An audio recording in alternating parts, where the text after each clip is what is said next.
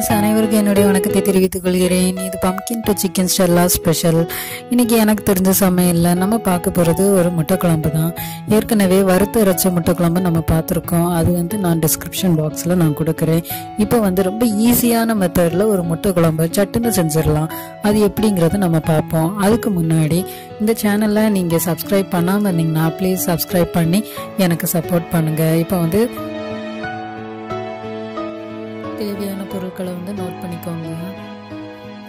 தேங்காய் அரை கப் எடுத்திருக்கேன். ஜீரகம் கால் டீஸ்பூனு, அப்புறம் ஒரு 5 சின்ன வெங்காயம்.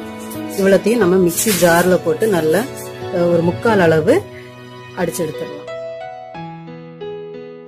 எல்லாத்தையுமே சேர்த்து நல்லா அரைச்சுக்கிடுங்க. பட் கொஞ்சமா 3/4 அளவுக்கு அரைச்சுக்கோங்க. கறி குழம்புக்கு அரைக்கிற மாதிரி அரைக்க கூடாது. இப்ப பாருங்க, இத லைட்டா குறகுறன்னு இருக்கு, அவ்வளவுதான். நான் 3 முட்டை அவிச்சு எடுத்திருக்கேன். இந்த அவிச்ச முட்டைய 4 வெட்டிக்கோங்க. அடுப்புல ஒரு கடாயோ இல்லாட்டி ஒரு பேனோ வச்சுக்கோங்க. இப்ப நம்ம எண்ணெய் ஊத்திக்கிடலாம், ஒரு 2 டீஸ்பூன் அளவு. இது சின்ன வெங்காயம் 6ல இருந்து 10 வரைக்கும் போட்டுக்கோங்க. அந்த சைஸை பொறுத்து போட்டுக்கோங்க. நான் இப்ப 10 வெங்காயம் 10 சின்ன வெங்காயம் எடுத்திருக்கேன். இப்ப எண்ணெயும் காய ஆரம்பிச்சுட்டு இப்ப இதுல நம்ம போட்டுடலாம். வதக்கணும் நல்லா. இனி இது நல்லா வதங்கட்டும். இதுக்கு தேவையான உப்பு சேர்த்துக்கிடலாம். இப்ப பாருங்க, இந்த அளவுக்கு வதங்கி இருக்கணும். இந்த அளவுக்கு வதங்கின பிறகு நம்ம தனியா ஒரு பாத்திரத்துக்கு மாத்திரலாம்.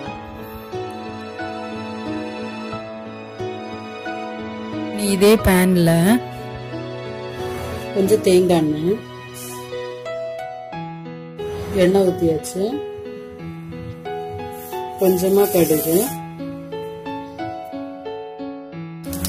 பொரிஞ்ச உடனே ஒரு வத்தல், அப்புறம் ஒரு சின்ன வெங்காயம், லாஸ்டா கருவேப்பிலை.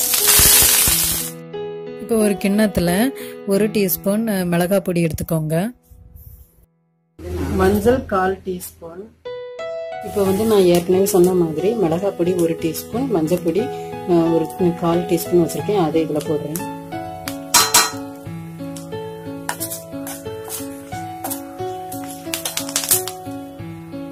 இதுல 1 டம்ளர் தண்ணி ஊற்றுங்க. இது பச்சை வாடை போற வரைக்கும் நல்லா கொதிக்க விடுங்க. இப்ப பாருங்க, நல்லா கொதி வர ஆரம்பிச்சுட்டு இந்த நேரத்துல நீங்க அரைச்சு வச்சிருந்த விழுத இதுல சேர்த்துடணும். கூடயே அலசி விட்டுருக்கேன் தண்ணியை. இத லைட்டா இப்படி கலக்கி விட்டுட்டே இருங்க. இதை இனி நல்லா கொதிக்க விடுங்க. 2-3 நிமிஷத்துல கொதி வர ஆரம்பிச்சுட்டு 5 நிமிஷத்துல பச்சை வாசனை எல்லாமே போயிருச்சு. இப்ப வதக்கி வச்சிருந்த வெங்காயத்தை சேர்த்துடலாம்.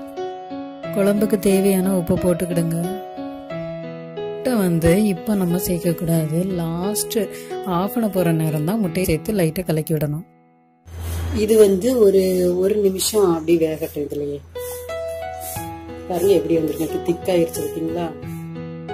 இப்ப நம்ம முட்டையை சேர்க்க போறோம். ரொம்ப கிண்டி விடக்கூடாது, இவ்வளவுதான்.